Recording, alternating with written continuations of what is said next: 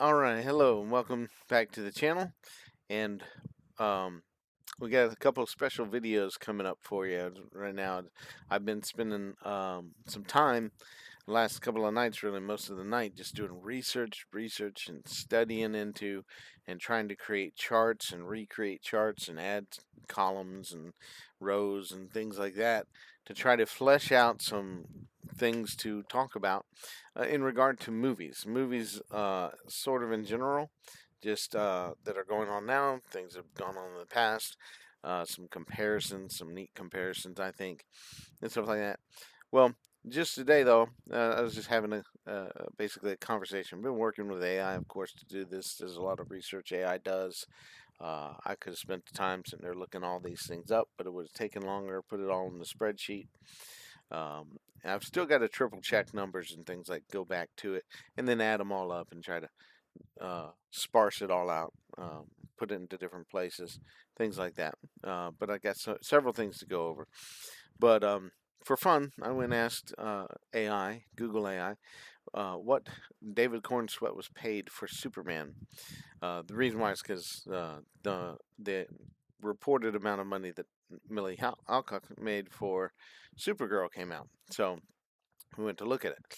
Anyway, supposedly, he made $750,000. His co-star Rachel Brosnahan also $750,000 for Lois Lane, and that is exceeding low. Um, of course, if you know that Nicholas Hoult playing Lex Luthor made $2 million, and uh, these are all set to come back, assuming that they continue on the track that they're on. But we have the conversation here. It talks about his compensation package breakdown includes base salary, same paid to Rachel Brosnahan. Now you know that when you add their two together, or if you leave it alone, it does it another way. But if you add theirs together, it's $1.5 million, which is not quite what Nicholas Holt made. But if you multiply that number by 8, you finally get to what, um, if he's the head of the studio and he's the one in charge, uh, what James Gunn paid himself to make Superman. So that was reported a long time ago. Um, well, I say a long time ago, last year basically. Uh, to me, that's a shame. That's just a shame entirely. But it's what those CEOs do in the sinking ships going on, right? They pay themselves big buco chunks of money. Okay. Anyway, then it says that's the base salary, and you got box office bonuses. Uh, he is slated to earn additional back end payouts based on the movie's commercial performance. And then there's a comparison with Nicholas Holt, um, because of his more extensive film resume. I'm not worried about all that. You can read more about it in Vanity Fair, and it gives some different stuff. I should have deleted this stuff because it's uninteresting to my thought pattern. I responded when I saw. I didn't see much of the comparison. I knew it existed, so I didn't really pay much attention. I kind of saw it and knew what it was saying. But where's the box office bonuses and commercials performance? Success is what it was expected. So I said, uh, there are no back end payouts. What did he make for Supergirl? He goes and says, David Cornsweet's AI does a lot of good as far as in research, but it makes mistakes in research. And you confuse it quickly with research or correcting it or changing numbers on it. Sometimes you change the numbers and it looks at the thing so differently that you can't even. It's like, how do I get back to what I was at? It's like, forget what I just said. Back up a little bit and let's take it back up from there because I want to continue this. But but yeah, there's all kinds of messes that are made. Um, I'll give you, for instance, it had put Avengers Doomsday on my list that I was researching, and I was like, "That's not out yet." Oh yeah, that's right. It was set to come out in May of 2025, and because it's an ongoing movie, it keeps doing this. I'm like, "It's not. What are you talking about? The AI has really messed itself up." And so everything that I kept asking for after that, it continually repeated leaving out Avengers Doomsday, leaving out Avengers Doomsday. But it's like, you've already figured that out. Why are you continuing to say this? But like I said, confusing. Can be confused and again get its research bad. But it had actual numbers out for, you know, Avengers Doomsday. It was really like, that's interesting. It's actually got numbers out. And at some point, it replaced Supergirl as the title, and I think kept the same numbers, like hundreds of millions of box office revenue and tickets sold and stuff. I was like, "What are you doing? It's obviously not so." But anyway, that's just again telling you the confusion. But I said that, and he's the response from the AI. I'm just going to say he because I'm just saying Google. So or it or he. If I don't say uh, that, I'm just going to keep rambling or something about it. David Cornswell's specific salary for his appearance in Supergirl has not been publicly disclosed. Because of his role as Superman in the film, is a brief, three scene, four scene appearance rather than a starring role. I wonder why they say three scene. If you include the first, which was a TV, not a TV, but a phone call, video, phone call, but it was a message that she just left, and then there was a phone call connection, and then there was him welcoming her to Earth, and then there was later him handing her the suit. It's brief flashbacks, but it's part of the scene. So there's four scenes, and then a fifth scene. I forgive me for being wrong. The fifth scene at the end of the movie, where he's full on giving a scene. Otherwise, yeah, three really full scenes. There's also speaking though in the other two, so I mean, it's five scenes really. No, making me think about it again. I've seen the movie enough times I should know, but I'm pretty sure that that's it. That unless you include his the appearance of him flying through the air in a ball, escaping Krypton when it's near destruction. Um, you tell me what you think about that one. But I don't think we didn't see him, specifically. But three, five scene appearance. Um, Financial details for the cameo were not included in the leaks published by outlets like Variety.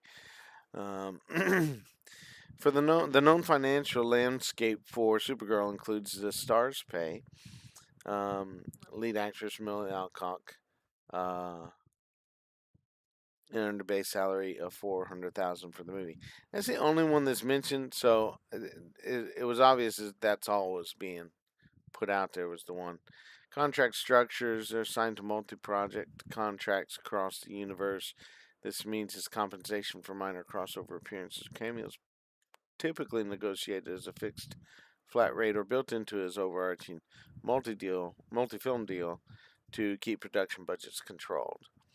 It could be. It could be. Of course, he was added to this film greatly, and they say that they cut something out that was in there, so they'd added more and then cut more out.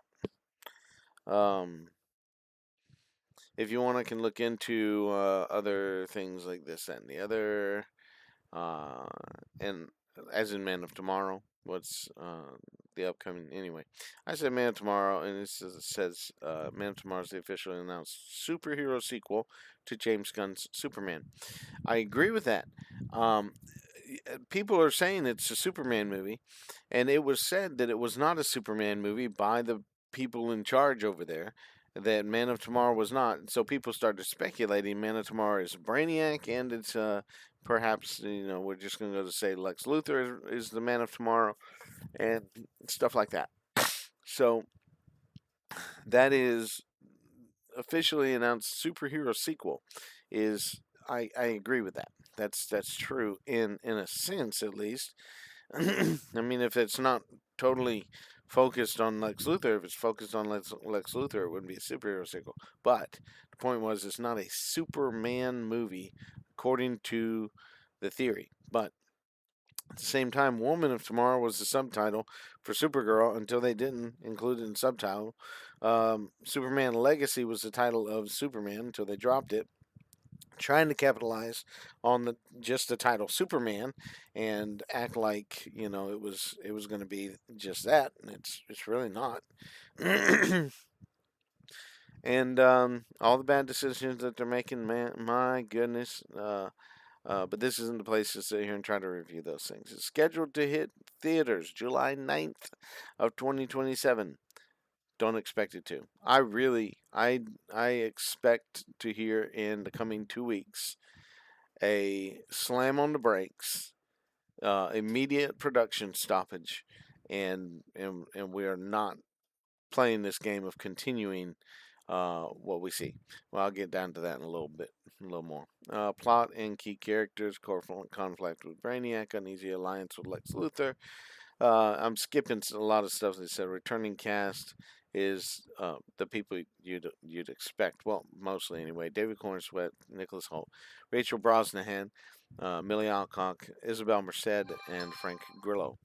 I would think that somebody else, but anyway.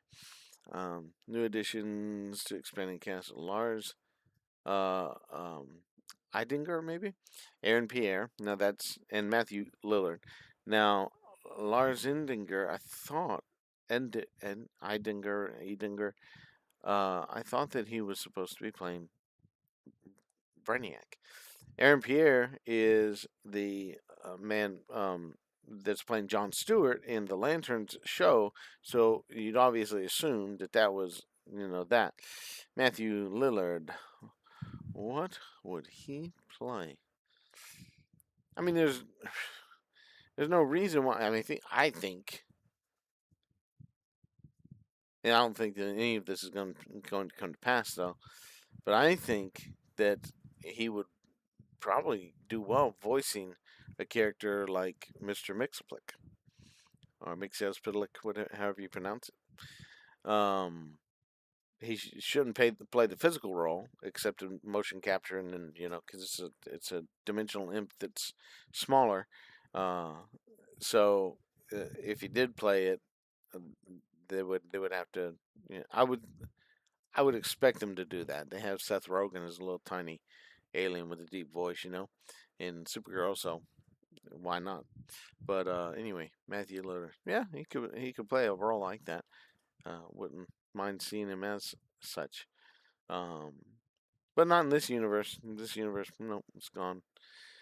Salary details: they assigned to reprise their characters. Specific salaries are not released to the public. It says, however, because Superman was a commercial success, industry experts or insiders expect the both to receive a significant pay bump from their original standard contracts. 750,000, 2 million respectively, to reflect their elevated star power in the franchise. If you'd like, I can provide more information. I said Superman was not a commercial success. Response from AI: the commercial success of Superman 2025 is a highly debated topic among industry analysts, with conflicting report on whether the film actually turned a profit. The financial breakdown. Listen to this closely, okay? The movie finished its theatrical run with a global box office total of 619 million. While it makes a sizable while that makes it a sizable grosser, the math behind its profitability is tight.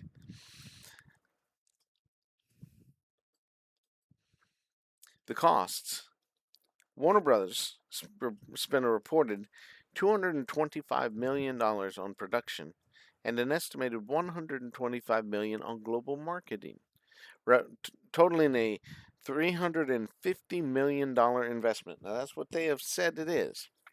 Theater split.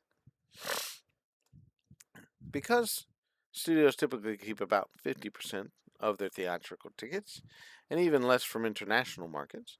The film's theatrical net return to Warner Brothers was roughly 308 million.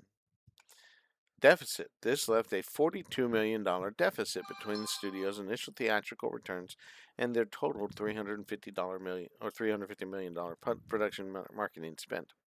Success or failure. Because it fell short of traditional theatrical break-even metrics, many box office analysts labeled the film a theatrical disappointment or a minor loss.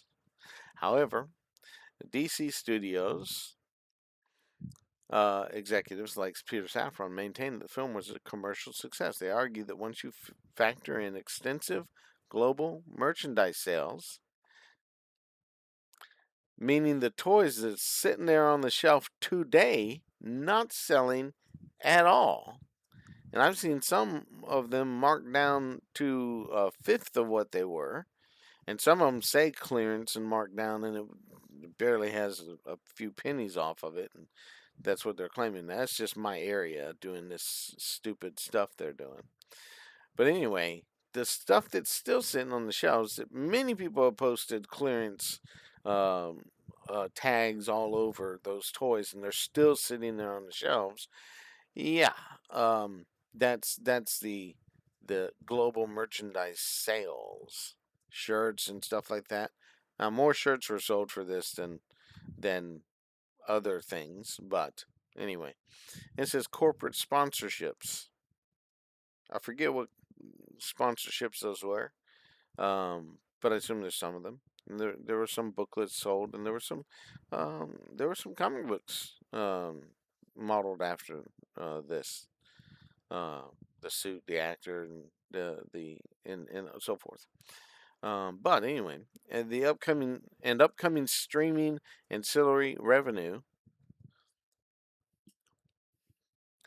You can look at another video that I did where I took the numbers that they were given and they were touting, oh, we're doing so well on streaming, blah, blah, blah. This was doing so good.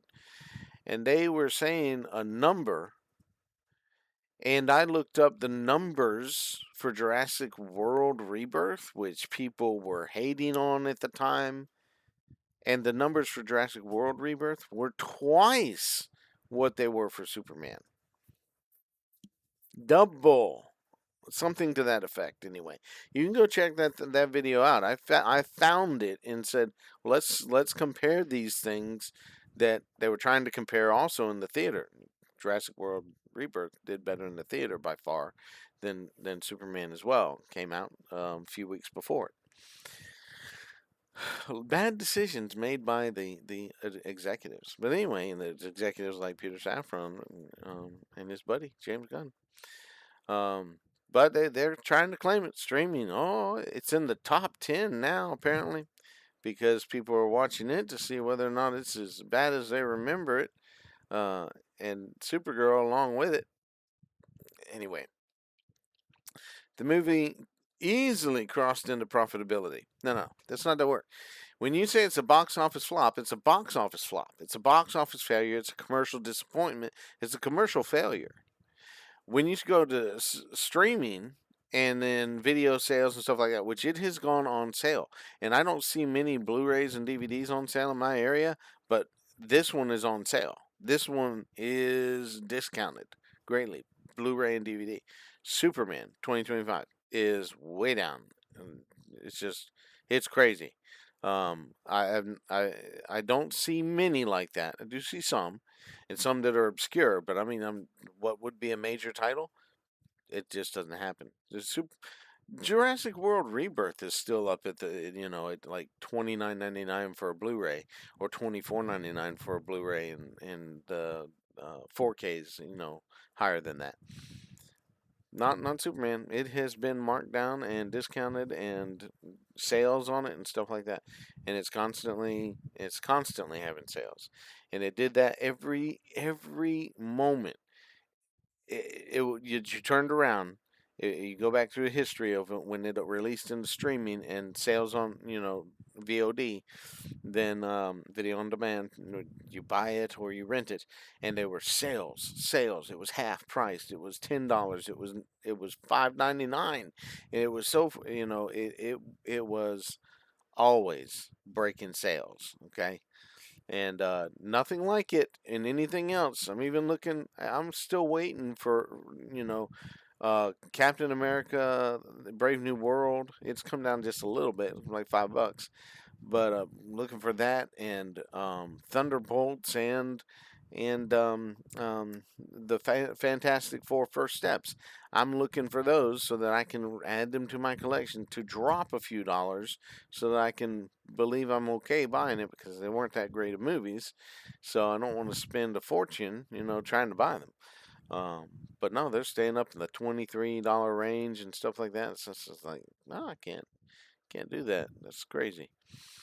Anyway, it says furthermore, compared to previous consecutive DC box office bombs like The Flash and Shazam: Fury of the Gods, Superman was viewed internally as a massive brand stabilization win.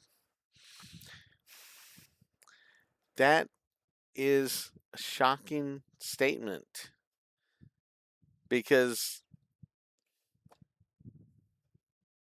these same people were in charge of those two films. They were in charge at the time. They were the ones responsible for the way that was going. I talked about the Flash and Shazam in other videos, so I'm not going to jump into it further. It asks if I'd like to explore further all these other things, but I'm going back to the box office success or failure. Break-even point on a $350 million investment is $700 million. The movie lost, even if we accept the false numbers reported for budgets, over 40 million. That is not a success at all. Nearly half of the DC audience from the time of Man of Steel, and more than half from the time of BVS and Suicide Squad, Wonder Woman, Aquaman, and stuff, did not show up for Superman. It even lost audience from the Justice League movie. And the Justice League movie, 2017's Justice League, fiasco, failure, ridiculous junk. That lost some money. Not only lost some money, but was a big disappointment.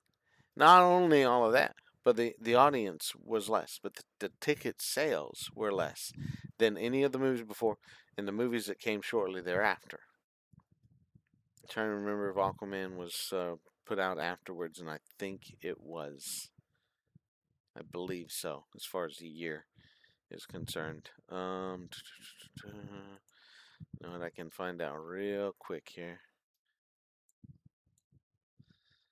2017 releases. Wonder Woman was before, and then Aquaman was after. So we can look at the ticket sales of that and actually see, the difference here. But we're not going to do it right now. The Superman ticket sales, meaning the audience that Superman had,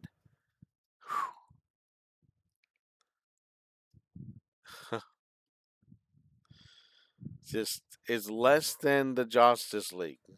Less people showed up for Superman 2025 than went to the 2027 Justice League. That's amazing to hear. I promise you, that's a shocker. Okay. Anyway, back to what we can do for now. I said this. They lost nearly half. They did not show up for Superman 2025. Losing half the audience is not a commercial success. And I've seen, by the way, the toys. I've not bought any of the Todd McFarlane toys, any of these renditions, any of the statues, any of them for the Superman. And I've been tempted somewhat to get a couple. Just to have a couple of the main characters, and maybe the main character, the Supergirl for the Supergirl movie, maybe Lobo even. I might even get that. That was the idea, and I'm not really inclined. Every time I look at them, I see them, and I see how much Walmart in my area is just overcharging for them, and because I saw them online for $15 cheaper. It's like, okay, $15 cheaper online. Why in the world would I buy it from Walmart nearby me? But anyway, um, I said no, it's not a commercial success, and responded as sort of like you did above. You're right. Traditional theatrical math, a strict $700 million break-even point, a $619 million gross represents a clear theatrical loss. Around 40 to 80 million. I wouldn't go to the 80 million part, depending on the international split. It's mostly domestic. It's like 57% domestic, and you really should have like almost 70% international to be, a global success. But anyway, back to what we're talking about. Losing roughly half the audience compared to Batman v Superman, Man of Steel, unadjusted for a decade of inflation. And it gives the numbers there. Shows a massive contraction of the general audience turnout. It's true. Disagreement over the term success seems entirely to clash between a strict theatrical accounting and studio damage control. Why analysts call it a failure. Box office trackers view the film purely through theatrical lending lens, a theatrical lending lens. Lending lens, theatrical lending lens. I'm not sure if that's what it meant, but I guess so. Audience apathy. The movie failed to recapture the broader casual moviegoer base, relying almost entirely on core fans. The core fans weren't showing up. The vast majority of fans of the DC universe are fans of Zack Snyder's universe. All right, the Batman v Superman, Man of Steel. The vast majority. You can like it or not. The vast majority. If you re-release Man of Steel, Batman v Superman, Suicide Squad, release the air cut. Of course, the ultimate cut of Batman v Superman too. Release the air cut of, of Suicide Squad. Re-release Wonder Woman. Re-release rather in theaters. Zack Snyder's Justice League. Just do these that are already out there and have been on home video for a long time.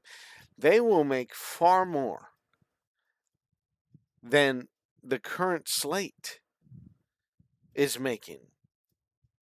Guaranteed. Now, I won't guarantee Man of Steel is going to do numbers bigger than Superman 2025 now, because it is from 2013, 13 years ago when it was released. But it did bigger then, and if you adjust it for dollars, inflation, especially ticket sales and stuff like that, that's a huge difference, which we'll show that in another video. But if you release these movies, each one is going to do better than anything there, except maybe Man of Steel compared to Superman, just because of what it is. But it's all profit because it's already made its money back. Everything it would make would be profit, and I guarantee you, if you did that, you'd see a beautiful sales record. Who's going to do it? They're not going to necessarily do it, but they do re-release stuff from time to time. You'd have to let people know this is coming. We're going to do this because y'all want to see the Snyderverse. We want this to happen. Give me just a second. I got to make a pause. All right. Sorry about that. Okay. Why analysts call it a failure? Just took a phone call. Paused it instead. But let's see who are. Audience apathy. The movie failed to recapture the broad movie-going audience. So I talked about that a little bit. $700 million standard.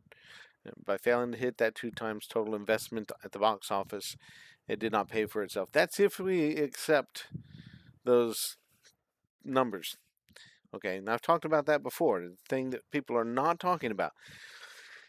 Studios now, at least the best estimate, best thing AI has come up with too, is they are claiming budgets that are reduced because of rebates and incentives and tax cuts, different things that pay some of that budget off. Whereas in the past,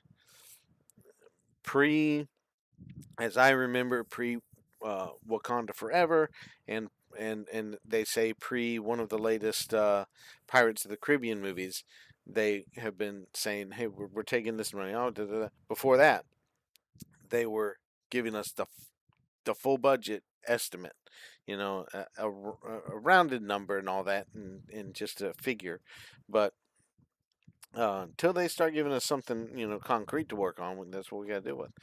Inflated budgets. If independent reports are true that the production budget leaked past the official $225 million mark, you're talking about Superman, the actual financial hole is even deeper.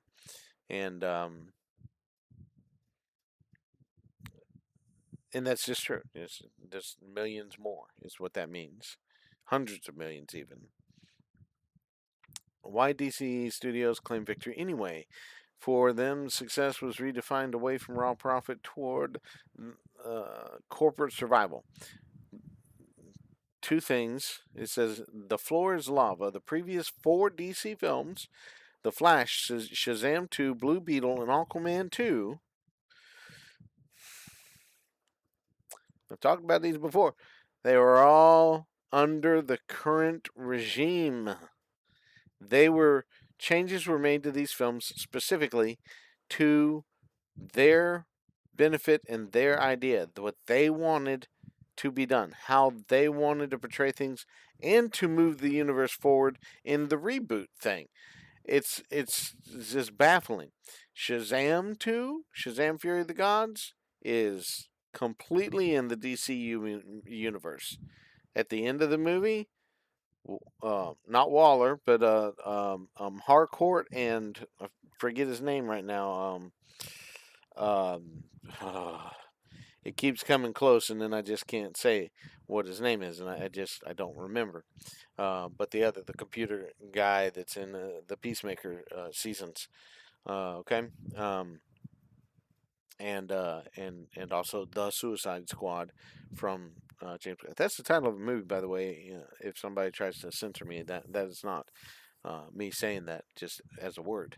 Okay, and even if I did use it as a word, it would be in a preventive sense and stuff like that. But anyway, the movies that we're talking about, that is DCU, 100%. That is not uh, the DCEU. Mostly. Now, The Flash is, but it's a mixed bag, and it was changed according to James Gunn's preferences. He put notes on it and said the direction that it was going to go, and he was in charge. Okay, Blue Beetle, everyone knew it was fully inside that area. Aquaman was changed drastically from what it was as well. There was a lot that you could tell reshoots were in it and stuff like that. And in spite of that, it still had some quality to it, and I think made even a profit. I'd have to look at it again to see whether or not that broke a profit. Um, but it says here lost hundreds of millions combined and bottomed out around 130 million to 440 million, bringing the baseline back up to 619 million was viewed as stopping the bleeding. The reason why I do not agree with that is because of the vast changes that were made first to those things. Therefore, the destruction that was done to them is not because of a previous, um, rather the earliest, people in charge, but was because of people that were in charge after that and making dumb decisions and taking it in the wrong direction. The cry out from the fans to stop doing that was not listened to. They kept on doing it. They did it different ways, and they kept on doing it that way.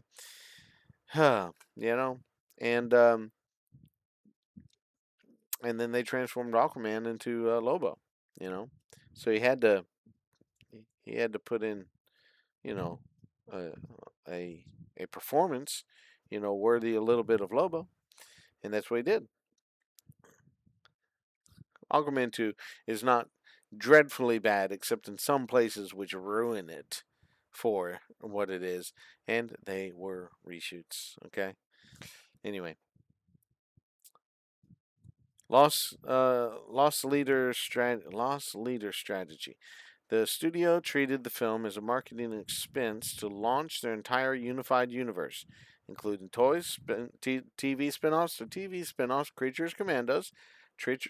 Commandos, and Peacemaker, and the upcoming Jimmy Olsen and the Lanterns that are coming out are about to. They've all already these first two completely been ignored. They just they've lost audience, and they lost their own audience by more than half. I could have responded with those things, but I didn't do that. They lost their own audience off of Peacemaker, stuff like that. People were giving it hope and saying, "Oh, it might go in the right direction," and really they showed their hands so many times. I'm like, how many times do we have to keep seeing what they tell us to believe that's really what they think? Eventually, we'll get it. Anyway, and video games. I don't know that I've seen a video game at all in these some many years now. 6 years, 5, 6 years, something like that. I don't. I got to look it up again. See, was it November 22 that somewhere around that, a little bit after? You know what? I can look it up real fast and see.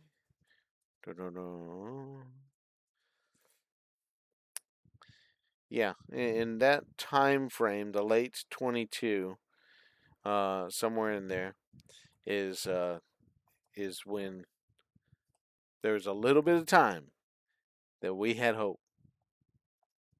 There's a brief snippet of time, and then it got taken away. But I've gone over those things. If maybe another day, go over the theory that I have as far as what is DC, what's DCEU, you know. But you can find that, I think, elsewhere on the channel. But here we go. Rather than a standalone project, this unified universe, uh, that was what they were intended to do. They were saying they were trying to make everything one universe, and there's no Elseworlds, and there's no other things like that. And at the same time, there's the Batman out there, and but that's why the Batman has not part of the reason has not gotten a sequel yet is because of this interfering, and they kept trying. We can bring it in, and if they brought it in, the Matt Reeves and company is smart to stay away. But anyway, that's what they were trying to do was create a one universe. Everything was under this thing, and we're going to do it for 10 years and so forth. They didn't even have 10 years to do anything. But their step out of the gate failed. And then this is the next step. We're in it right now. Is they realized they stepped out of a train onto a horse manure farm, I think. Anyway, ultimately, your point of the bottom line for theater owners and investors. If this theatrical run lost tens of millions of dollars for theater owners and investors,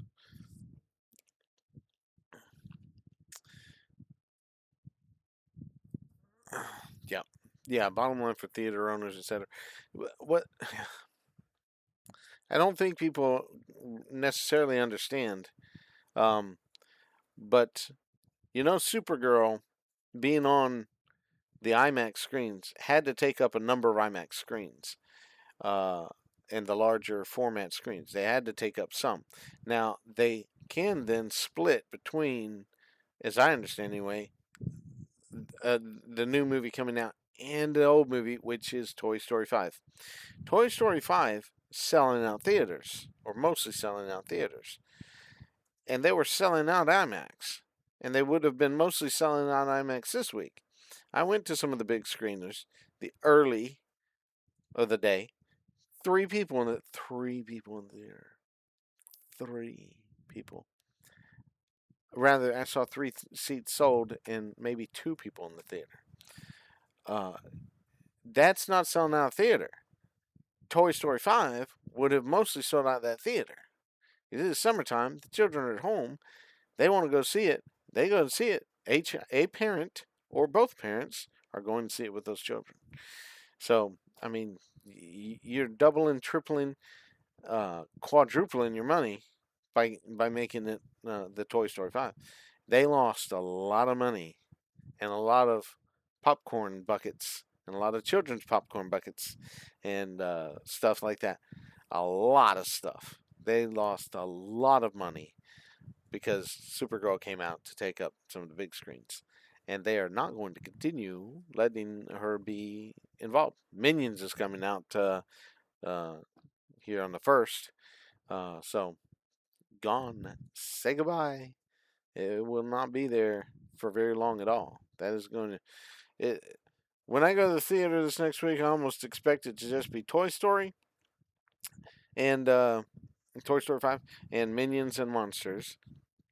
And then there's like 2 theaters that will shift between Obsession, a showing of Supergirl, because it's just second week in the theaters, and 2 other movies that are out there. And that's how they're going to make their money.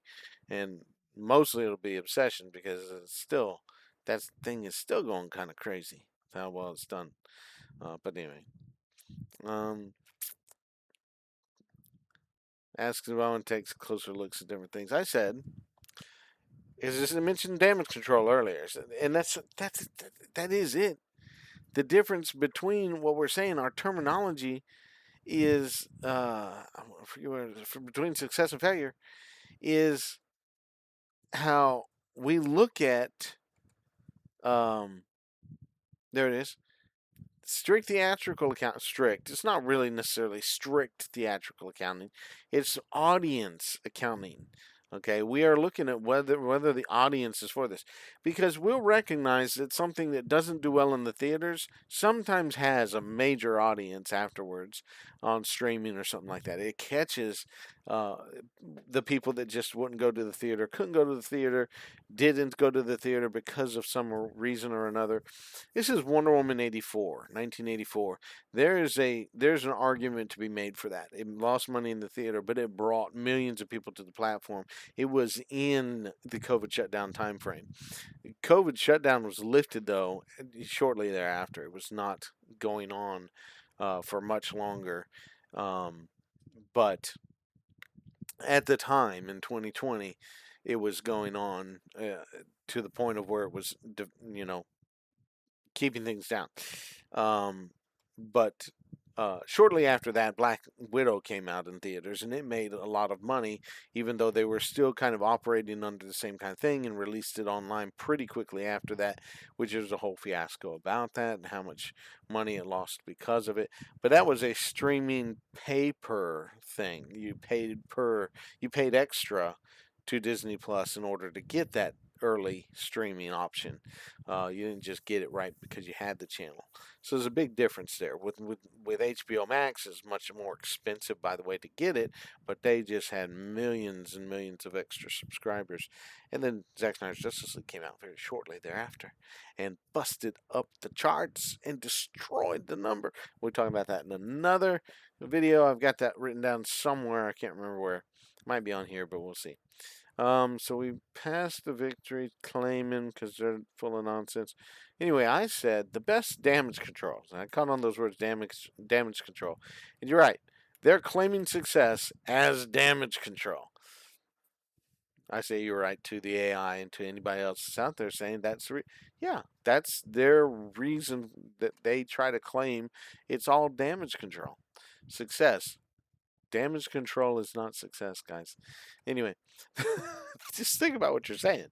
The best damage control they could practice, I'm talking about today, is to come out to the audience and say, we are very sorry.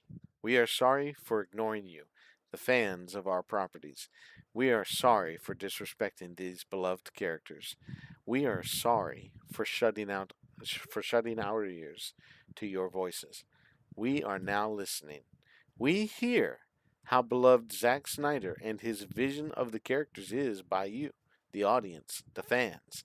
We are going to act on this immediately. Zack Snyder is returning with his vision. Henry Cavill is returning to fulfill his vision of the character he loves, Superman. We will listen to you, our audience, as the future installments come. This, of course, ought to be done in conjunction with the merger of WB and Paramount on July 15th this year, 2026.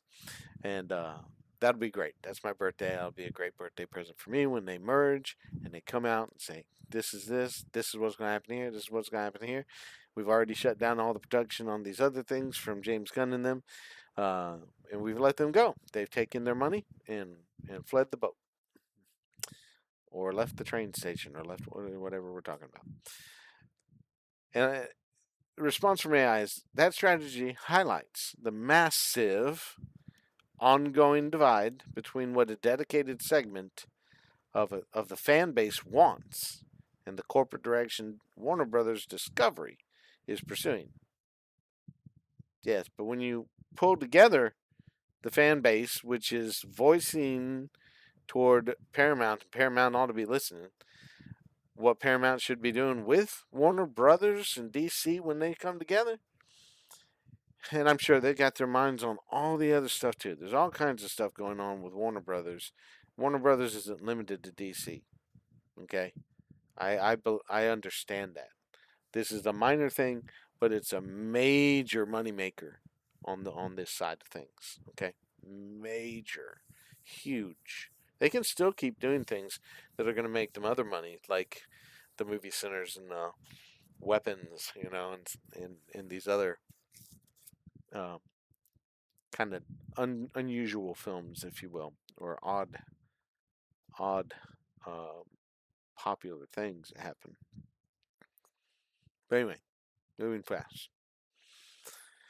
From a fan perspective, the public pivot back to Zack Snyder and Henry Cavill would be an explosive, unprecedented apology aimed at recapturing the millions of viewers, tens of millions of viewers, tens, tens by double again of the 2025 Superman film, who skipped the 2025 Superman film.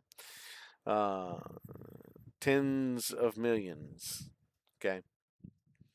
However, from an industry and corporate standpoint, especially with the upcoming Warner Brothers Paramount merger finalized for July 15, 2026, the studio's leadership is highly unlikely to make the move for several structural reasons. Structural reasons, according to this is not so. This would be the Peter Safran, James Gunn way to do things. They're gone. This is not Paramount. I don't think Paramount's is dumb. First thing, says the Snyderverse financial track record. While Man of Steel and Batman v Superman grossed higher raw numbers, they were also massively expensive to produce and market. Executives at the time viewed those numbers as underperformances relative to Marvel's billion-dollar heights, which originally prompted the studio to pivot away from that creative direction. That's very much trying to simplify and put out the corporate or the political version of things, but it wasn't even accurate to begin with. They are claiming now anything over 300 million is a great success for us. I mean, we're doing great if we do over 300 million. Well, okay, you doubled that with Man of Steel. You almost tripled it with Batman v Superman. You almost tripled it with Wonder Woman. You more than tripled it with Aquaman. So all of those were blowout successes for Warner Brothers. They absolutely love those successes now. They're wanting something that's a third. They're wanting to just get to a third of what those movies were doing, and we'll think it's a great success. Think about the wording that they're saying now. They would love to have anything back in the Snyderverse realm. They would love to have back right now what Aquaman 2 made. They would love to have right now the success of The Flash to come out of Supergirl. They would love it. They would love to see 300 million come in, or nearly 300 million. I forget what it was. I can look at that in another video. Okay. Again, they would love it. It's not going to do it. It's possible that thing doesn't break 100 million. 125 million worldwide is what they're actually looking at when you really look at where the numbers are right now. In fact, they probably just updated the Supergirl numbers for Monday. Let's see if we got it. Not just taking a side view. They don't do these things right. Oh, we don't have Monday's numbers yet, unless we have the numbers from the numbers. The numbers box office. Oh, I had it and I let it go. Here we go. The numbers. Supergirl this today.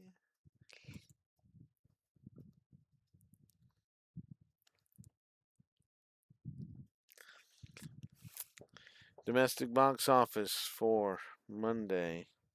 Come on, I know that y'all know this. There we go. On Monday. Oh, no, it's got Tuesday also. Monday, 2.9 million. 63% lower than it was on Sunday. 2.9 million. It's now gotten to 40 million. Still not even close to what they were projecting, because they kept on projecting upwards of 55 million and more. Though they're nowhere near it, man. Nowhere near it. What did I say? It's a 63% drop. Superman. It was giving me all kinds of things other than Superman. Here, we want to go to this. Monday. Monday was 13.7 million for Superman, the first Monday, and that was a 45% drop, not a 63% drop. So it dropped 53%, 57%, 45%, 42%, kept going. But the 53, 57, 45 is what we're looking at. And we go back to Supergirl. It had a 41% drop, 27% drop, and then a 63% drop. So I was expecting to be closer together. For some reason, the way that Box Office Mojo does it is a little different, because it says 41%, 27%. Those are accurate. But it seems like the Superman was different somehow. I'm gonna look at it one more time just to see. Maybe I miscalculated. It wasn't that. It was, going back to the numbers side of it. When you look at the numbers website, and they say it dropped. Oh, daily. I didn't do the daily. I apologize. Let me go to daily here, because that was wrong. Forgive me. We can correct ourselves. The daily opening day, the 11th, 12th, and 13th, and then the next day 12 million is a 59% drop. So it was 33, then 17, then 59. Whereas Supergirl was at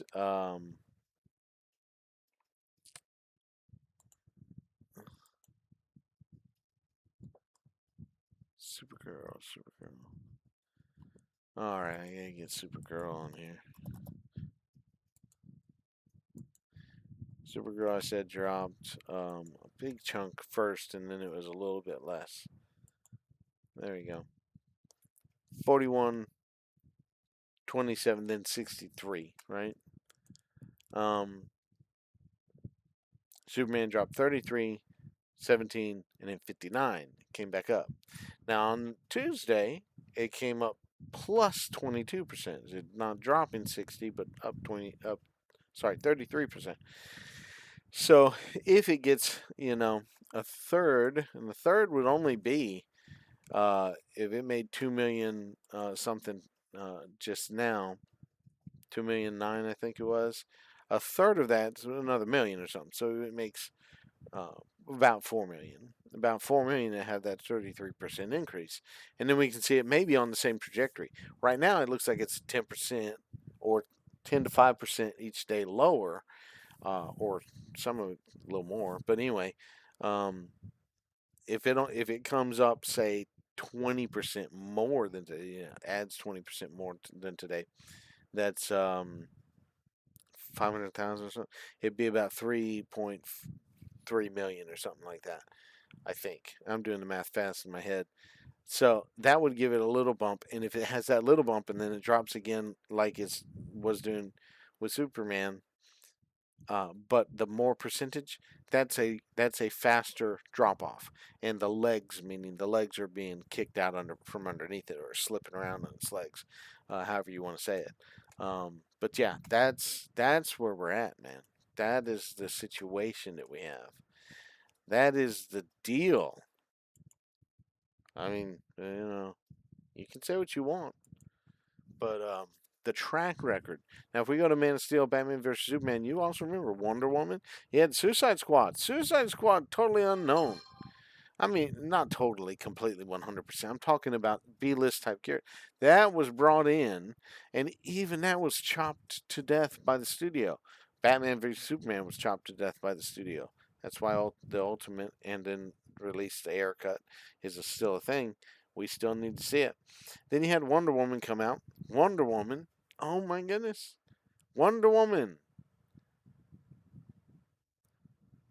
The first successful and really the only actually successful superhero female film because it was a superhero. It wasn't a supervillain masquerading as a girl superhero. Not getting into all that right now. But anyway, you had that. You had sorry. You had Justice League totally destroyed and ruined and messed up, and super extra costs added on because of reshoots and trying to remake the film completely. Just compare Zack Snyder's Justice League with the Justice League that was released in 2017, and you will see the massive differences. Nobody honestly says they're not massively different. They are massively different. And the succeeding one is Zack Snyder's Justice League all the time. Just came out and was number 10 in 21 separate countries. The top 10 in 21 separate countries. Maybe probably top five. I'm probably all the way number one. I forget how the story went exactly, but it was published recently that it was released around the world. Their first opportunity to see it all the right platform and all that, and there you go. And they're it's going crazy. That was I think it released on Netflix around the world, basically. Not on Netflix in the United States. It's on HBO Max, and it's still doing great numbers that they won't even tell you about there. But again, that's probably another video, or it's later on in here that I get to talk about that. But here we go. That's then. Again, executives at the time viewed the numbers. They decided to pivot away from that direction. No, you had something else going on at the time. There was a lot of other stuff behind the scenes, but it also shows you there's this thing. There's a fan base for a certain area in that world, in that time frame, that was called the Arrowverse. You had the Flash, immensely popular for the Flash. So popular, people definitely wanted him, and a lot of people saw it as a possible good idea to have him in as the Flash in the DCEU. I really never agreed with that, and still don't think that it. I think it had its place and had what it was and was supposed to be where it was. Um, and then of course you had the Supergirl from that universe. Could have come in now, but you had still a popular show going on before Superman 2025 comes out called Superman and Lois. That was shut down, shut cut short because of Superman, because they said we're not doing any Elseworld things. Then they allowed Elseworld things to go on, such as Joker, at least the sequel to Joker. I can't remember. I'll have to look at my other video. We'll see whether or not it came out during the same time frame, or what kind of effect it would have had on this universe. But anyway, that's an Elseworlds story. That's a different Batman entirely. At least that's my theory. I know it's coming in that it may have been somebody else, but I'm not worried about that right now. I'm really not. I'm not worried about it right now. I haven't rewatched the second Joker yet. I may do it sometime soon. Anyway, here we go. Back to this. Moving the narrative forward. This is the second point. For the executive board overseeing the merger, changing course now would mean abandoning a multi-billion-dollar, multi-year plan that has already seen Superman and Supergirl filmed. The Man of Tomorrow and Man of Tomorrow enter production.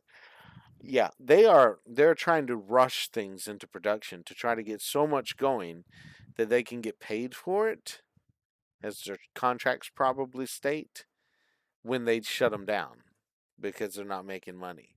Or hopefully they'll just say, "Oh, I guess go ahead and do what you're doing since you're already getting paid for it. We might as well see the finished product." That we really don't need that though. I think lawsuits should be filed probably if that's really what they're doing, because they really are. They've said one thing and practiced a different thing. They said we're going to make sure the script is great before we even start production.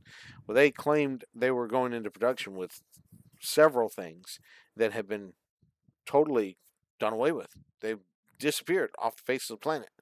But then there's still rumors out there about other things and castings and all that. And they just came out with a casting for Batman.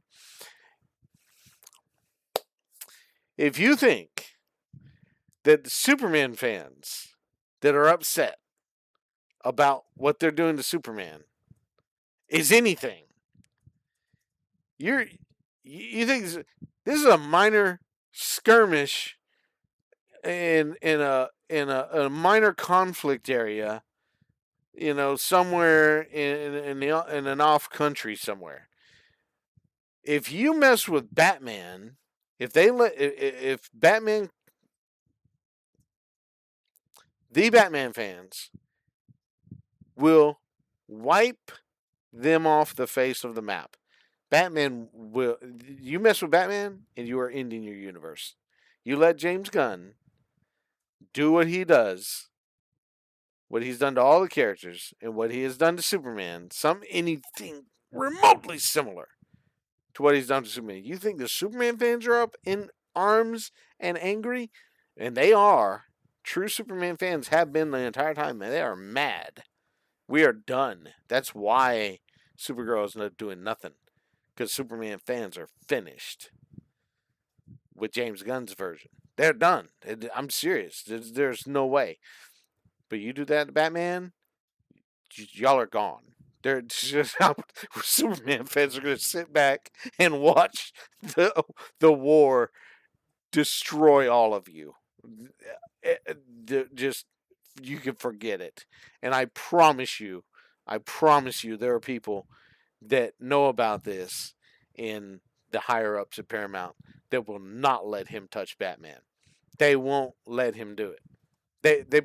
They probably saw the news and said that the merger can't happen soon enough because we've got to stop that. They said it, and I promise you, the Batman fans are doing that right now too. And I've got a friend that's a Batman fan, and I guarantee you, he ain't gonna let this happen. Should get on a horn with him, and let's talk about this. But anyway, going on, creative and legal realities. James Gunn's position. These James Gunn, Peter Safran, were given total creative control. Listen, under their long-term contracts, their years expired. They were expanded and extended just to finish up or get right to the release of Man of Tomorrow.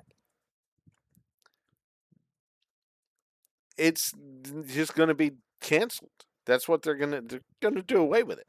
A public apology would create reversal for, or would create reversal and creative reversal, sorry, would require firing or sidelining top leadership, creating immense corporate instability during the sensitive merger period. That's really not true. You've already got people in the area that can take right over.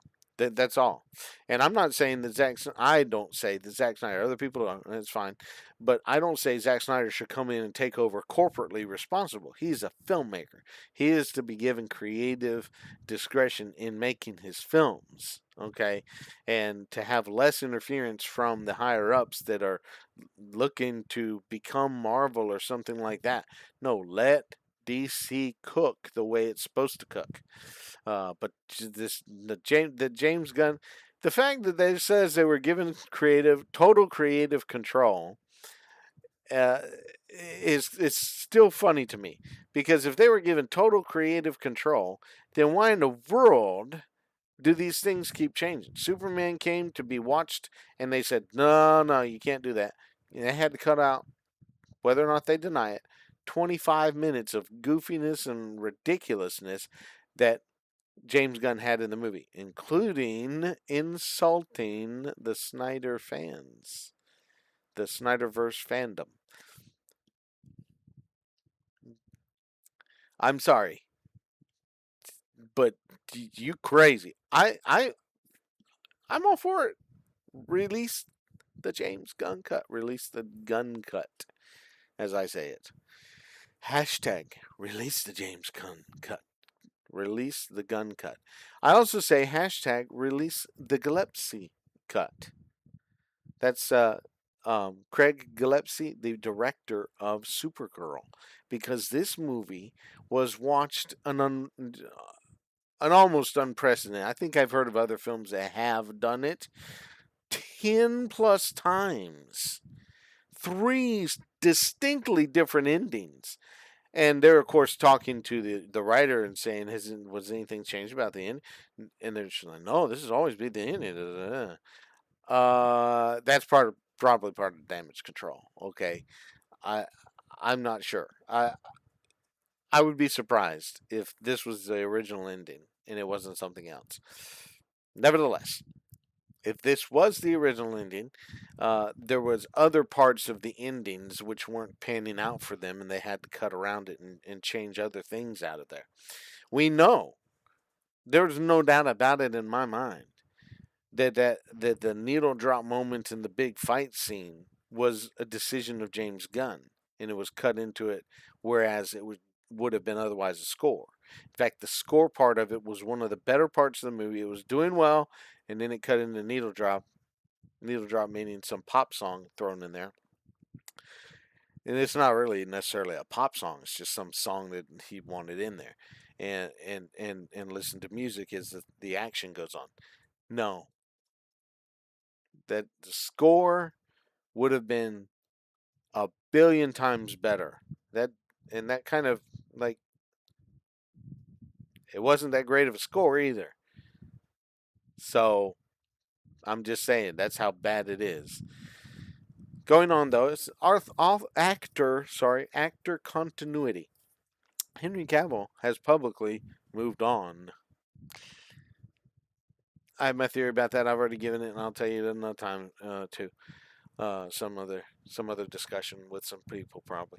Henry Cavill has publicly moved on to other major franchises, including Warhammer, Amazon's Warhammer 40,000.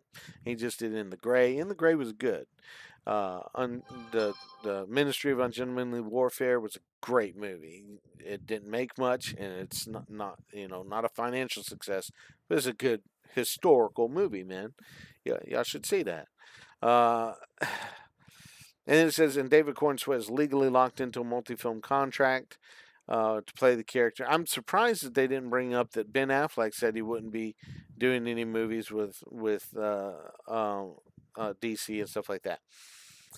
The fact of the matter is that if Henry Cavill was asked to come back and given a solid contract and say, no, no, no, there's nobody in charge that's going to tell you a different vision. Your vision and the vision that you were working on, You go look back at those couple of months that he had back in October and November of 2022, and the interview with I forget the guy's name, but he did a long, probably an hour and a half interview, which was beautiful. He couldn't say much about it, but he had a vision. And you could hear it in the tone, you could see it in his face. There was a Superman vision that was going to be fulfilled that the fans were going crazy about.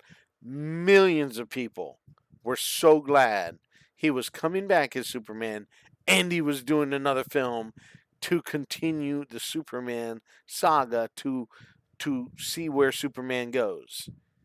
Then James Gunn and Peter Safran came along. They had a meeting. I'm going into my theory. They talked to Henry Cavill. They told him what they wanted to do and what they were going to do because it was now their studio.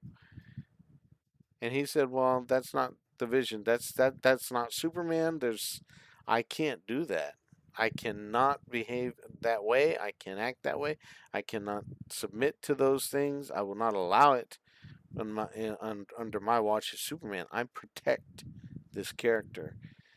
They said, "Well, you can't be, they would say you can't be our Superman then. In that case, this is the version we're doing is what they ultimately mostly came up with Superman."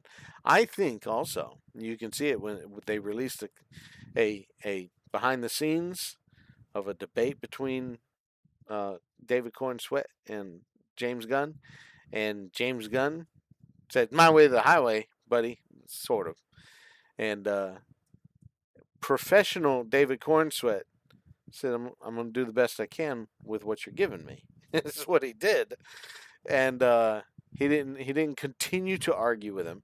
He tried to state the case as best he could, and tried to say, "I don't understand where you're possibly coming from with this because this has already been taken care of. This is dealt with." And but James Gunn got his way, and he said, "I'm going to do it the way you're telling me to." But he did probably the best way he could have done it that way, and it's still terrible. It really is not good. But there are people that enjoy that because David Cornsweet is a good actor. I give him some props. He just got the wrong guy. And I think that through the film he pushed back and said, "This is Superman, I need to do something a little bit different with Superman," the best that he could to get the best version of that character that he could come up with in spite of what was given to him. That's the truth about the matter. So he took their vision. Henry Cavill said, "It's not going to happen. I'm not going to do that. I'll protect the character. My version is not going through that. You'll have to create a new one." And he bowed out graciously, and he was very gentlemanly about it, and says it in such a way you can hear it if you're paying attention. He doesn't say, "I was fired" or anything like that. He says he's not going to be Superman anymore in a certain way that he said it, that's revealing of those things. And if you put that together with what Ben Affleck said after he met with James Gunn, and James Gunn wanted Ben Affleck to be a part of this and be one of the directors and stuff like that, be a filmmaker in this new universe. But he showed him the vision. Ben Affleck said, "All good luck to him. He wants to do what he wants to do. I will never work for Warner Brothers in that sort of environment. It's not going to happen. I'm not going to work for DC with that vision, that team, that creative process. Not going to happen." Now I'm reading a little bit into it, but you go back and listen to how he said it. That's how he said it. Put his and Henry Cavill's statements together and try to merge them and mesh them, and you'll see they met, they heard the vision, they said, "No way, not going to do it." And that's why they're not in it. That's why the actor continuity is supposedly not there. They get asked by Zack Snyder and told that it's their chance to have their vision. I guarantee you, they're immediately back. Go watch the behind the scenes for Rebel Moon on Netflix. If you got Netflix, you can watch that, and you will hear as it goes along the villain of the movie, and I just forget his name, the actor right now, is in Deadpool, the first one, but yeah, I can't remember his name for the life of me. I enjoy him a lot as some kind of bad guy most of the time, but uh, anyway, he talked about it being the hardest thing he has ever done, the most grueling experience, and just rough, uh, you know, doings. And he said, if Zack Snyder calls me, I'm back tomorrow, or I'm back right away. Well, you go listen to him immediately. the The people that work with Zack Snyder love Zack Snyder. He is beloved by the people. He's beloved by the crews. He's beloved by uh, his photographers. Um, the name is escaping me and stuff. The names are just escaping me. I know Clay Enos is one, but the other fellow's name uh, doing the director of photographies, directors of photography. Those guys, and Junkie Excel will come back. Oh, that's another thing, but we'll talk about that in a different. I did talk about it in a recent video. I think, pretty sure. Yeah, I did. That Tom Holkenborg or Junkie XL was said to be in charge of the score, and within 2 weeks, it was like out that he was not. He was gone. Somebody else was going to take over, and they tried to play it like they were moving on from him, you know. Um, but in other rumors are simply that he didn't want anything to do with it. At some point, he wanted out of it, or my theory again is that they were just saying it to try to get attention, and then they steered very, you know, they steered. They said it was him. They're trying to get attention, but they steered away from letting him make a public remark about it. Don't say anything. No, don't worry. We'll put somebody else on the project. We won't even say anything bad about you um, in that either. And somebody else came on with the last month or two or something, maybe 3 months, I think, to a recent release date. But a couple of months to be able to put together a score for this film. And of course, James Gunn came in and cut a lot of that stuff out and put different needle drops in. You can look up whether or not those things have already been truthfully um, admitted to. All right, so we're moving on. Uh, while an official return, and like I said, these actors will come back, I guarantee. While an official return to the previous universe is not on the corporate agenda, the 40 plus million theatrical deficit of Superman means the newly merged company will face immense pressure after July 15th to adjust budgets, marketing, and tone to win back the audiences they lost. They cannot do it. I'm telling you, the lost audience cannot be won back if you continue with James Gunn's vision, because James Gunn's vision is 180 degrees in opposition to the lost market. The others are giving it a chance, and there's some are having fun with it. Some vocal ones that are having fun with it. A lot of people claiming to have fun with it are not. They're just paid advertisers, really. But the the other people are just watching the movie. It's just like, it's not a very good movie.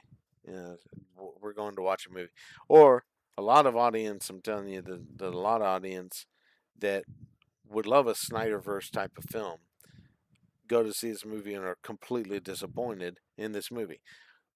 These movies that James Gunn, movies and projects that James Gunn's putting out. We forget sometimes that James Gunn actually has several movies in this DC universe right now. He claimed for himself Blue Beetle, so he can have it. There is no doubt about it that Shazam: Fury of the Gods belongs to the DCU. Things were retconned for it to fit into DCU. The end of it is going toward the DCU. All right. a portion, even Black Adam has a world that may mix toward the DCU. They could go in that direction. They just have elements of it, I should say. There's elements of the DCU in Black Adam. So we can accept that in the multiverse ideas and keep some of that, or just let it go by the wayside. It was just somebody that was there, and we're going this route with it. But yeah, it just depends. But yeah, the but he also has the suicide this squad. Sorry, for those of you who are trying to if anybody watches. It's the name of the movie, not me, and not say anything bad. There's things that need to be talked about in this world, and anyway. But I'm not talking about all that right now. Not at this moment. But James Gunn's movie TSS, not DCEU. That is full on DCU. Goes with the Peacemaker. They did a different character for Rick Flag Jr. They did a different character. Uh, they brought in the whole crew that's in Peacemaker. You got Peacemaker. That's a different guy. They killed off all the other version in the multiverse version of things. The the version of Harley Quinn is not the same as in uh, David Ayer's whatever version he does have, and the theatrical version that came out right after Batman v Superman. The version of the Squad with her, it is not the same. Even Birds of Prey is more. It's not. I don't even give that a good film rating. They did all kinds of mistakes with that, but the character fits with the Squad from David Ayer. It doesn't fit with James Gunn's version of the Squad.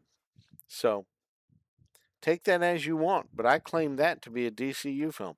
That one, they can have Blue Beetle. They got Shazam 2, Fury of the Gods, and they got a mixture of whatever Aquaman is. Aquaman kind of doesn't touch on those areas of the universe, though. So it's neither here nor there. In fact, matter of fact, in Creature Commandos, nobody cares.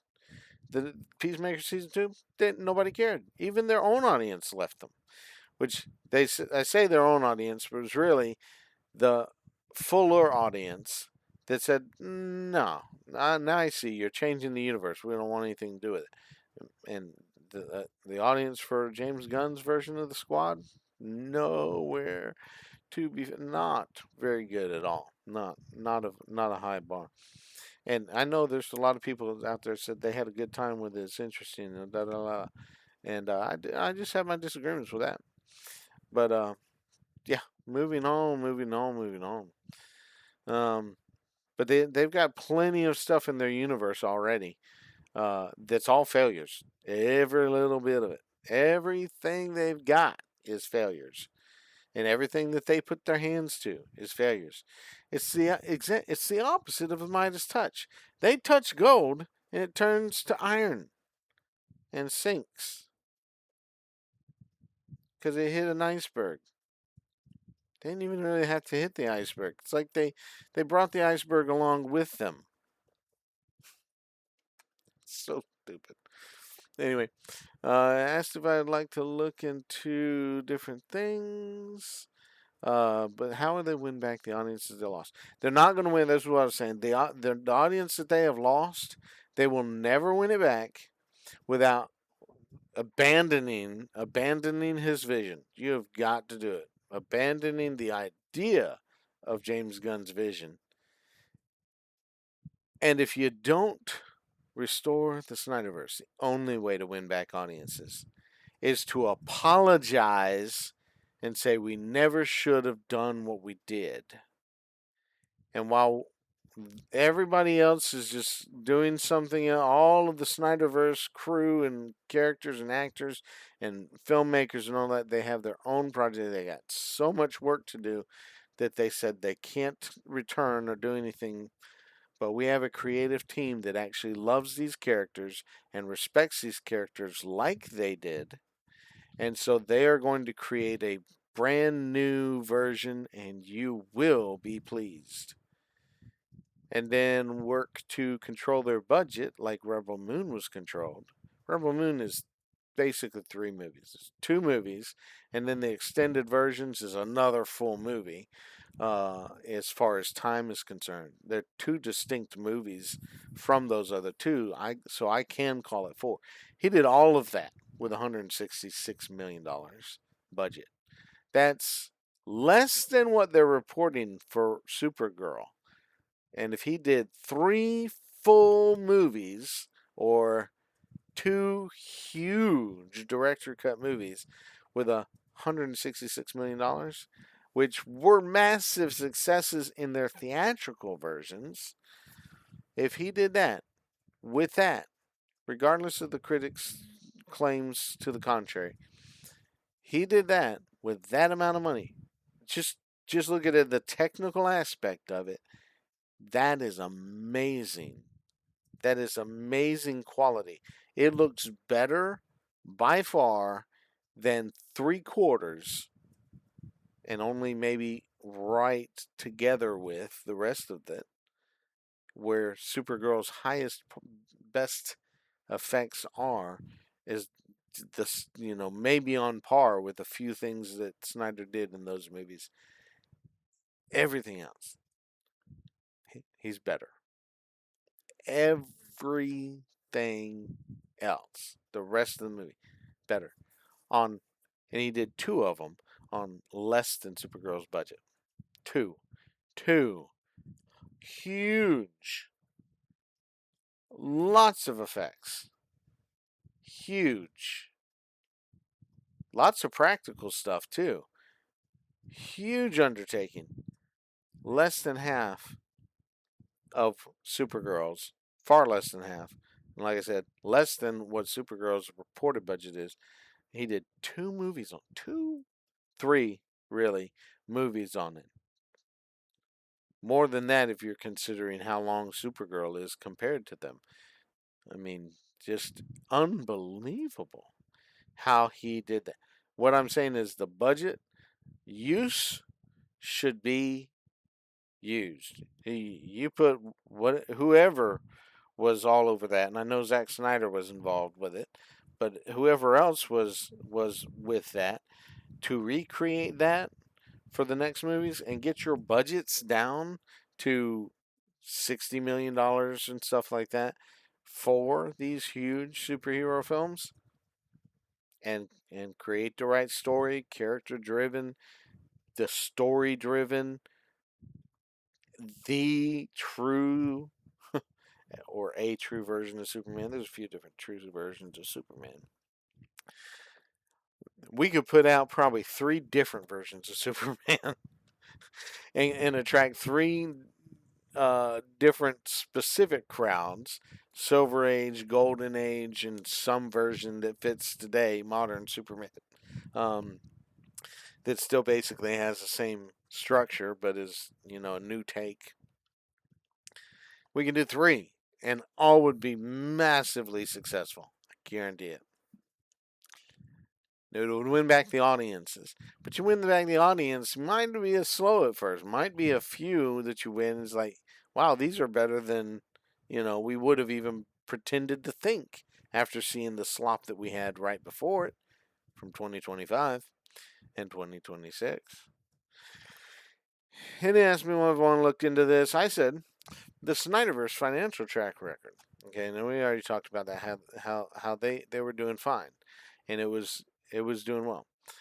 Justice League was the first actual failure in the Snyderverse era, but it's not even really Snyderverse as you compare it to Zack Snyder's. And the only one until Wonder Woman 1984. And I'm not sure that any other failed after that. I have to look at those numbers again. But again, that's a case study. I already talked about that. The real numbers, situation, viewership of Zack Snyder's Justice League have never honestly been put forward. And the response was that that perspective accurately highlights the what could have been scenario and directly aligns with how a massive portion of the audience, how a massive portion of the audience feels. This is AI talking. The argument that the studio committed massive self inflicted wounds by heavily interfering with the filmmakers is well supported by the chronological data. It is. Every movie, we're like, don't do these things, and then they did the things. When looking at the direct trajectory before the studio's major interventions, the financial momentum was undeniable. Uh, Superman 668 million, Batman v Superman 874 million globally. The Squad 746 million, 69 million by one site globally, even without opening in China. Should have opened in China too, and directly. I mean, who would have gone and just definitely seen that movie uh, without these other movies in the thing? This is the next movie in the sequence, and it follows it up, and it goes into things. It has Batman as a cameo. It's great. As much as it's cut apart, it's great. Even the theatrical release of Dawn Super or Batman v Superman, Dawn of Justice, was very good, but it was criticized, and then the critiques kind of took over, and people were screaming and yelling about critiques, and it did cut out things that I could see should have been in there and were supposed to be there. I was doing a little more detective work than some of the audience, but when they put it in the Ultimate Edition, there's you still have to follow it, of course, but I mean, my goodness, it's everybody agreed. People that hated everybody I ever saw that hated it, that actually hated it. There was a few people online that were claiming, "Oh, they're the same movie." That I just saw that as a blurb, but people that I saw were saying they didn't like it uh, on videos, YouTube critics and stuff like that, and they didn't like the theatrical cut. The ultimate cut came out, and they watched it, and they said they loved it. It was what should have been in the theater, and da da da da. Da. And theaters need to realize they're going to make more money when you put out a good movie into the theater. People will watch it again and again. And then Wonder Woman grossed 823 million globally. So initial 4 film run brought over $3.1 billion. And yeah, you go into the next one is Justice League, and then Aquaman makes over $1 billion. You want to add it to it and put the other one in there. You got three. I think it's 1.2 billion that it made, and the Justice League even made 635 million, I believe. So you're looking at I think it is about 4.9 billion in those 5 films. Do you get really close? Are my numbers right? Yeah, only in 6 films. I think it's 6 films. So almost 5 billion in 6 films. There you go. Yeah, 657 million is what it says for the Justice League. It collapsed. Of course, it lost money. I'm not saying anything great about the thing. Then you had the streaming spike. We already talked about that. Transparency issue is the fact that it mentions transparency that I didn't. I said, oh, we'll talk about it for just a second here. Warner Brothers or Warner Media heavily guarded the exact streaming metrics for the Snyder Cut, while third-party trackers like Samba TV pointed to lower completion rates than shorter movies. There, I can talk about that, but I'm not going to talk about it right now. It was designed to be watched a couple of different sections, and then you watch later the rest of them. So I don't think Samba really knew how to track whether or not they watched the next sections or anything like that. International data painted a completely different picture. The film shattered records globally including racking up 320 million views in 1 week on China's Migu video. Now, 320 million views. It's like 300 million tickets sold. 300, is that not, does that not sound accurate to you? 320 million tickets sold. Avatar: The Way of Water, which made $2 billion, right? 220 million tickets. You understand? You know? Uh, Thinking The Mandalorian and Grogu, maybe. No, no, no, no, no, none of those numbers. Well, let's go back. Spider-Man: No Way Home, almost $2 billion, 188 million tickets. Trying to find with Aquaman that made over $1 billion, was over 127 million tickets. So we're talking about the audience of well, I want to throw in there that, but I don't want to throw into that. 320 million is like Aquaman plus what was that? Spider-Man: No Way Home, right? It's almost 200 million. That 320 million in China. Now I know that's not actual tickets sold. Whether or not they would have actually gone to the theater to see it, that's another question entirely. But that was in China alone, okay, in that week. So a week's time.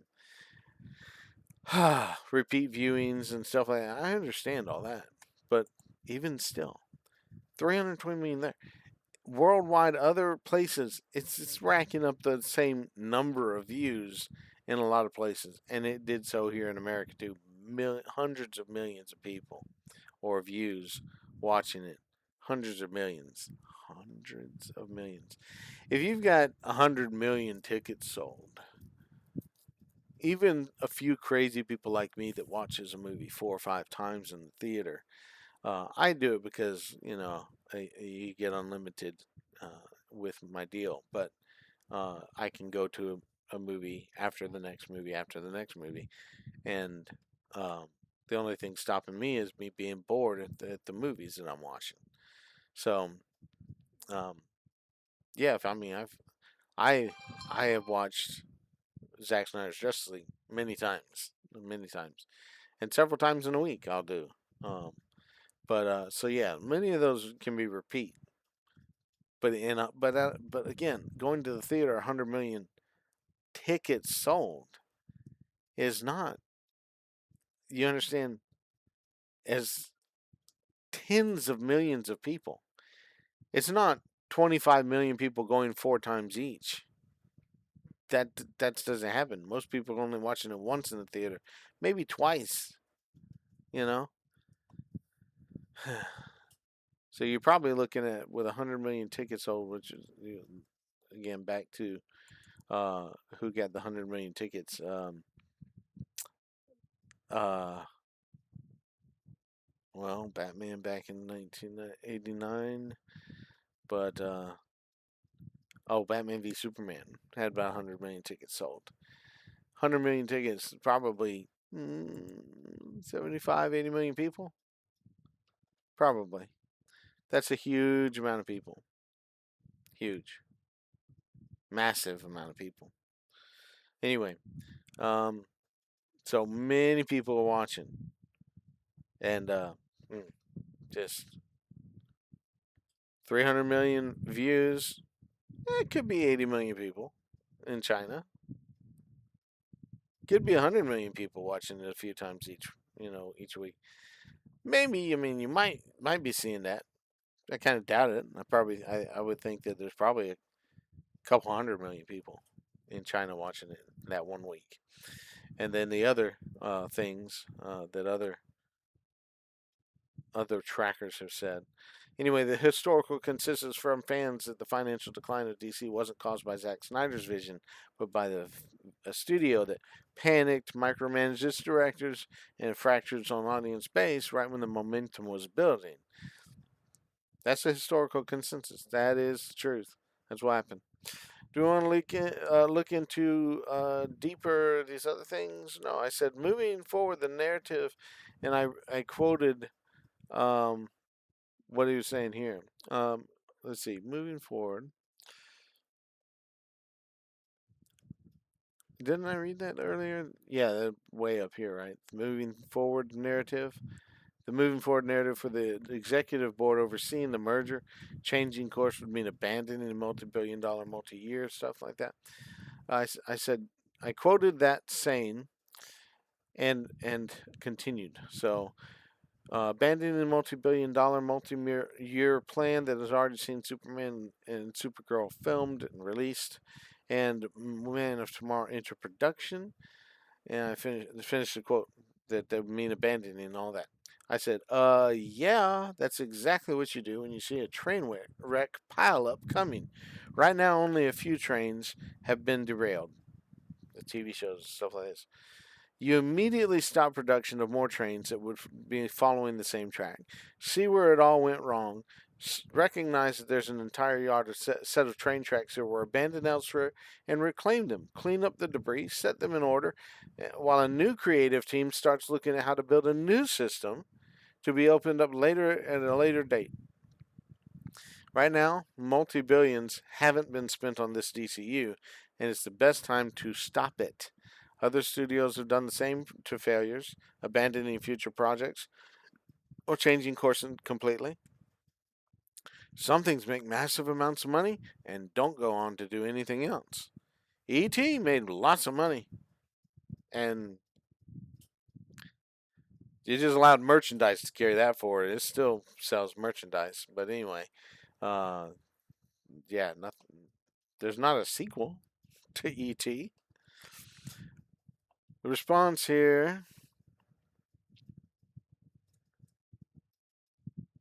to what I just said. From a pure risk management perspective, hitting the brakes before financial sinkhole widens and is standard practice in Hollywood.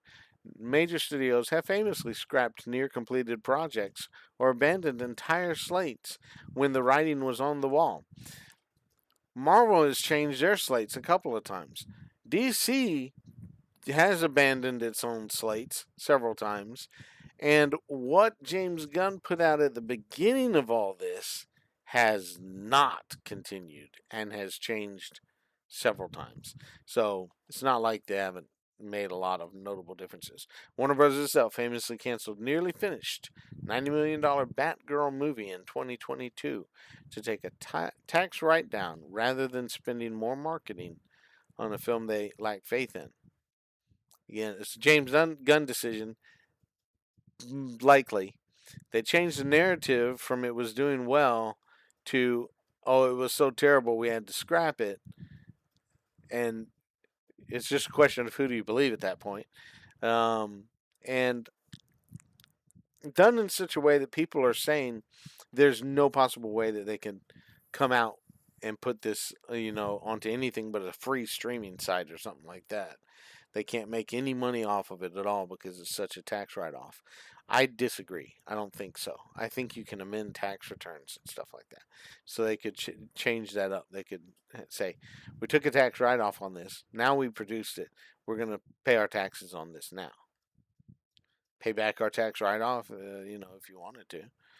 Anyway, Sony Pictures completely abandoned their planned Amazing Spider-Man cinematic universe after the Amazing Spider-Man 2 underperformed, choosing to scrap their Sinister Six plans and partner with Marvel Studios. Years later, that still is a bother to me, but that's another video for another time. And we got to close this one up as soon as we can. Universal Pictures killed its star-studded Dark Universe monster franchise after a single film, The Mummy, starring Tom Cruise. And then did they redo The Mummy again? I know they're trying to come out with a new next Mummy, which is probably Universal, right? Or is that Universal? Yeah, this is Universal. Um, Whoever it was, maybe I don't know. It may be Universal with Brendan Fraser, or Brendan Fraser. He's supposed to come back for a new Mummy in the Mummy franchise that many people love very much, and that'll be interesting. I'll be interested to see it. But yeah, they ended this one starring Tom Cruise, and that wasn't necessarily a terrible movie. It had its problems. But anyway, bombed at the box office. Yeah, I can agree with that. In all of those cases, the corporate logic matched your point. It is mathematically cheaper to take a localized loss today than spend hundreds of millions more on sequels that face diminishing returns. To me, that's one way to call Supergirl is a diminished return. The conflict, Wall Street versus fan demands, the core reason for the executive board continues to push down this current track, despite Superman losing money theatrically, comes down to a corporate calculation regarding the impending July 15th merger. To Wall Street, the incoming investors, a total cancellation of James Gunn's DCU slate would look like confession of total systemic failure. That's right. Yeah, that's what they need to do. That's absolutely what they need to do. And investors should look at that as a very good thing, that they can admit they have completely messed up. They have completely messed up, and they are cleaning house of all the problems and putting something new on board, which is what Paramount is new. It's not taking great success. It's taking the possibility of intellectual properties, characters that they have, movie possibilities, and saying we can take this and we can build a good thing from it. We can bring it back to the glory days. We can let it do its thing instead of trying to copy somebody else, because Warner Brothers is a long term put out great things. Um, they didn't need to try to copy anybody. They could do what they were doing. They knew what they were capable of. They've just in this one little area have made massive blunders. I'm not going to say a lot of other stuff. Anyway, the board fears that declaring a multi-year plan dead just as the company merges would crash the stock price and signal to shareholders that the studio's most valuable intellectual property is completely broken. They already see it. This is not dumb and everything. This is already plain. That's why they're there. Anyway, um, so I disagree with this reasoning entirely. Um, Instead, corporate leadership typically doubles down on the failing strategy uh, to project stability, banking on the idea that they can fix the next entries in post production or through cheaper marketing. Reclaiming the abandoned tracks, your blueprint for reclaiming the older abandoned track system is exactly how a studio would pivot if they chose to listen to the audience. The audience is still the investors, guys. The audience is who pays for the stuff. Investors are looking at the money coming in.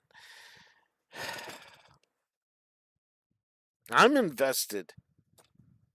Not heavily, and I can't because I don't have that much money, but I have an investment in it. I expect them to start doing the right thing and listen to the person that's paying for stuff. You know, instead of going to the movies, I could just start buying stock, and then I can go to the investor meeting and say, hey, listen, I'm an investor.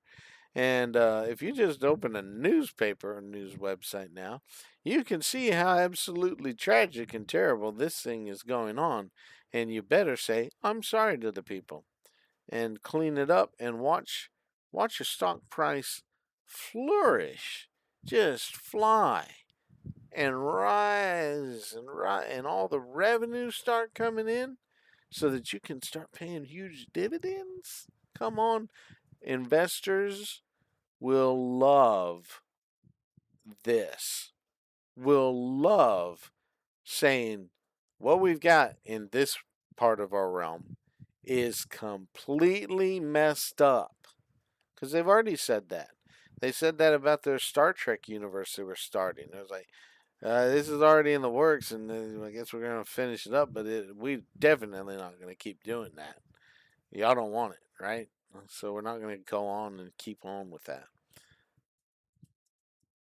So they're doing it. They can see it.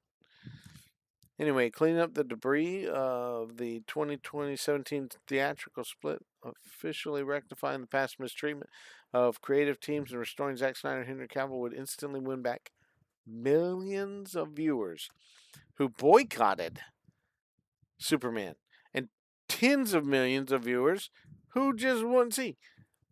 Wouldn't. Tens of millions.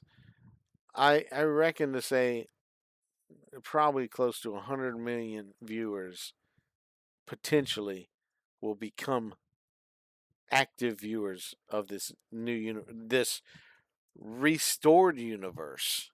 Forget saying new universe that has respect for the characters and stuff like that. Just not even worried about them right now. Dealing with this. Anyway, for now, the studio is choosing to brace for impact rather than switch tracks.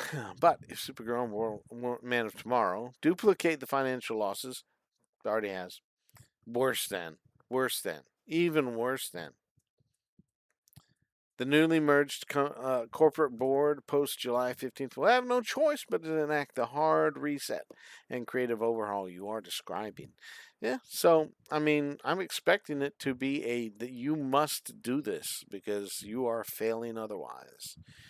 But yeah, that's what I say. It's a given, and I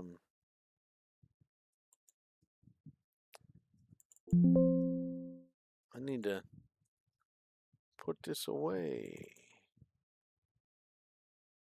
I feel like it was trying to put it into some weird file. Um, Weird online file, I should say.